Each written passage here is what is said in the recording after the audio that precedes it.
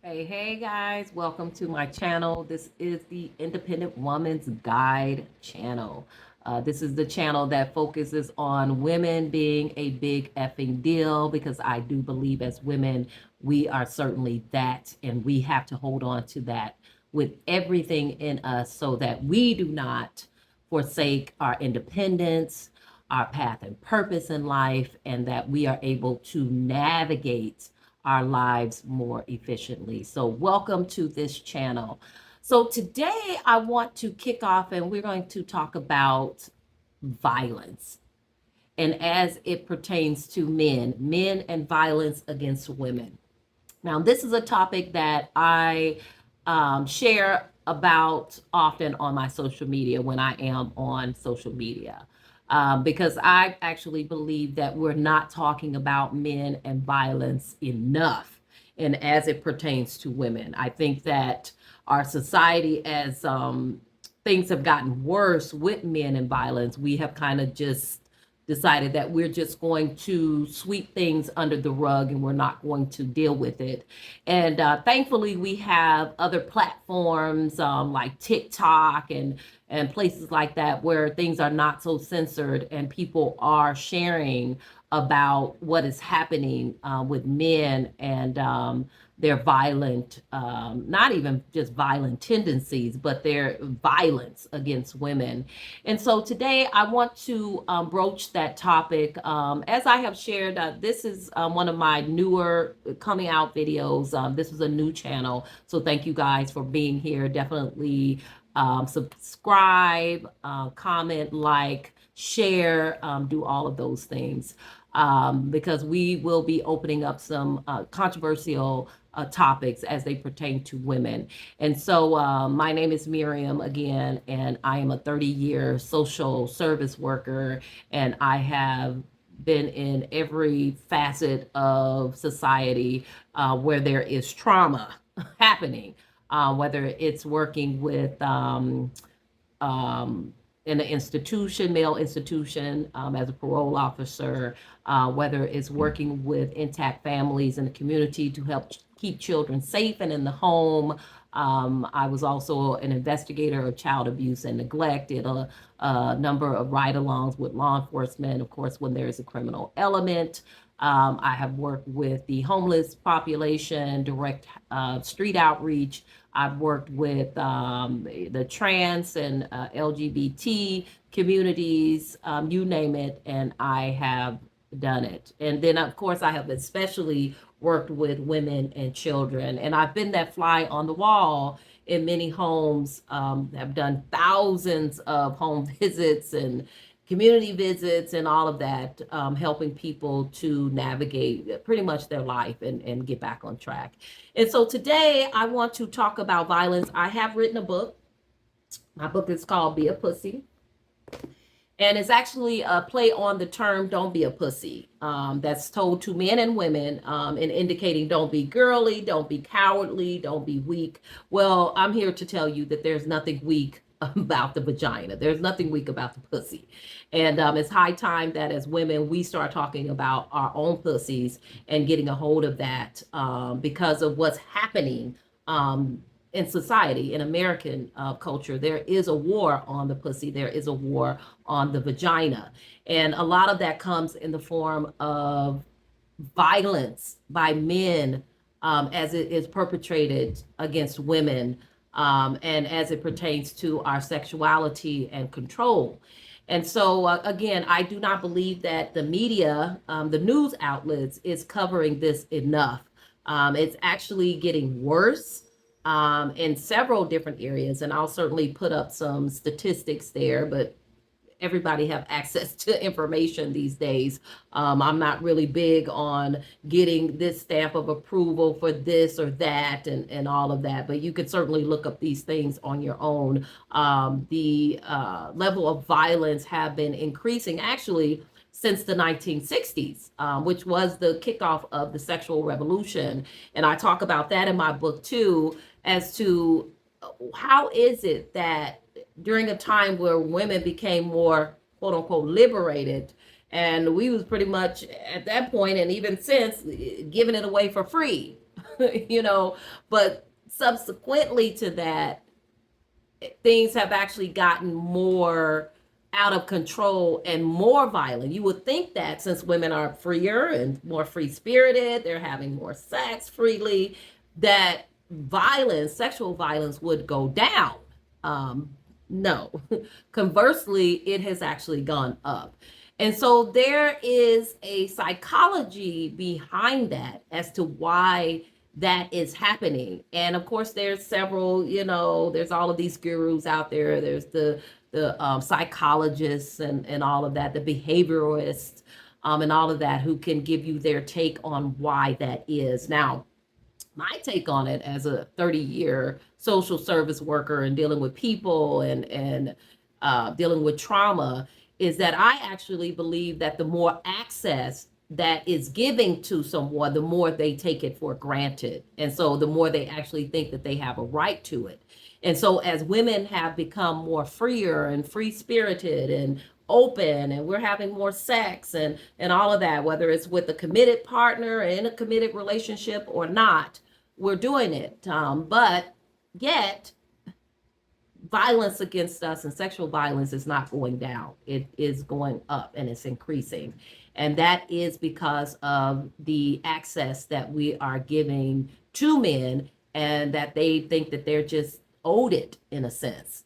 And so and then of course we live in a patriarchal society, whether we want to admit that or not. This country is still very much patriarchal in how its infrastructure and institutions are ran. They are still ran by predominantly men, and it is ran from a male perspective. And so we have to keep all of those things in account as women, and we have to break down and process these things so that they make sense to us, and then so we can make better decisions as we are navigating in our lives and in our communities. Because the bottom line is that many women, and even the very young women, are out here navigating by themselves. And I cannot tell you how many rape stories that I have spoken to women that they have, and some multiple, have been multiple times raped by men that they know, not just a strange man on the streets. And of course, we know that that happens time and time again, but by men that they know. And so these things are happening, but yet our culture and society, we're not talking about it. Instead, we have the online platforms and everybody's dancing and, singing, and all of that is wonderful, to be silly and have joy and not think about the heavy things. But in the process of not thinking about those heavier subjects, they can be pushed under the rug. And then because of the way media is set up, we will actually have the tendency to believe that, oh, wait, this is not a problem anymore because we don't hear about it.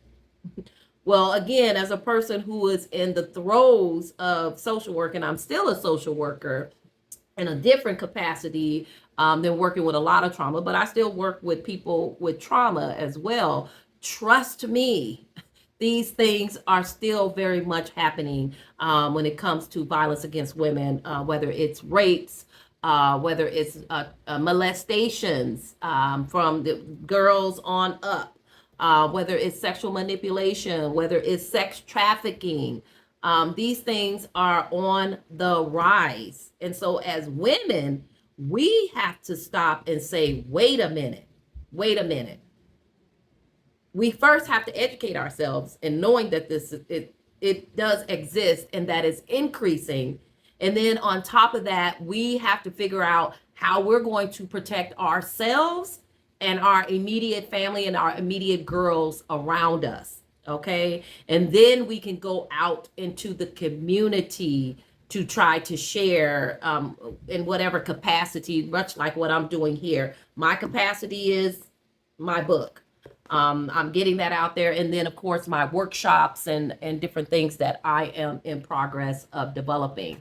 And so as women, we are the ones who are going to have to do something about this, because believe me, it's not going away and it's getting worse. And as a person who is in the thick of society and the underbelly of society, I am afraid for our future as women, and what's happening with men, and the violence in this country, and why we are allowing the violence to continue and go, um, pretty much go unchecked. I mean, just to throw someone in a comfortable prison where they get 3 meals a day, medical treatment, all of these things, it's not a deterrent. It's not a deterrent. And as a person who is a world traveler, I've gone to third world countries where those men ain't thinking about hurting nobody because they know they ain't trying to go up in that jail, because that jail is not comfortable. They may get killed along the way or whatever. It is not comfortable for them to be there. So their violence against women is not as high. Now, that's not to say that this is the case for all countries. Of course, we know that's not the case for all countries. But there's numerous countries where their violence against women is very low because crime is, and as far as the penalty of the crime, it's a deterrent. In our culture, we don't have that.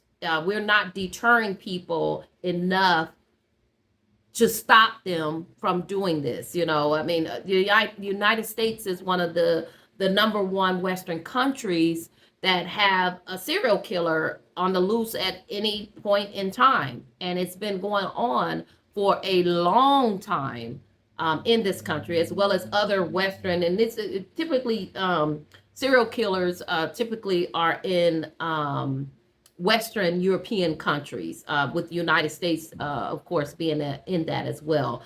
You really don't see the serial killer in too many other countries. Not to say you don't have, mass killings and people killing other people, but the serial killer, is pretty much indicative to Western culture. And so we have to start asking these questions as to why that is. What is happening and why are we allowing this to go unchecked? And so as women, we have to start talking about these subjects. We have to start putting it out there. We have to start sharing on social media and sharing with other women around us so that we can develop the necessary tools and techniques and all of that, and information sharing so that we can protect ourselves. And then also going into, some of these, into the lawmaking, houses as well, to get more protective laws, for women. And to be honest, I don't really have a whole lot of faith in our laws because there's absolutely no reason for us to, have to even talk about these things about, violence against women, and rapes being off the chain, men cutting up women and spreading them, across counties. And I mean, why in a developed country are we dealing with these types of issues? I mean, it's mind-boggling to me. And so we have these laws where democracy and all this kind of stuff, but yet these things go unchecked. They go unchecked. And so as women, we are the ones who are going to have to stand up and do something about it. Because if we don't, it's just going to keep getting worse. And before long, we're going to be barricaded into our homes just to protect ourselves because of what's happening amongst men and their level of violence in this country. And so I'm going to end it there, and we will certainly pick up this conversation and more, this topic and more various topics. But I want to leave you with that, and so that you guys can start stewing on that and thinking about that and talking amongst yourselves as women so that we can start banding together on how we are going to protect ourselves and our young girls and our children. Okay, and even men who are watching this channel, you guys as men, you have to step up as men and figure this shit out as to how you're going to stop each other from being as violent as you are. As it stands right now, because one of the things that men, and I don't want to be on here for too long, but one of the things that I get into arguments with men about is that men will be quick to say, well, women are just as violent and da, da, da, da, da. Well, yeah, when a woman is violent, she is just as violent as a man. Women can be brutal when they are violent. However, most women are not violent criminals. Okay? As it stands, 95%, 95% of our brick and mortar prisons in the United States is filled with men. The other 5%, brick and mortar buildings, are women prisons. So that should tell you give you the perspective as to how violent men are more than women. Now, not to say that women can't get violent, because they can. And when they do, they can be just as vicious as a man. But there are not that many of us as men who are violent. And so I'm going to leave you guys with that. And until next time, women are a big effing deal. And we are going to be doing this and navigating our lives unapologetically. Peace.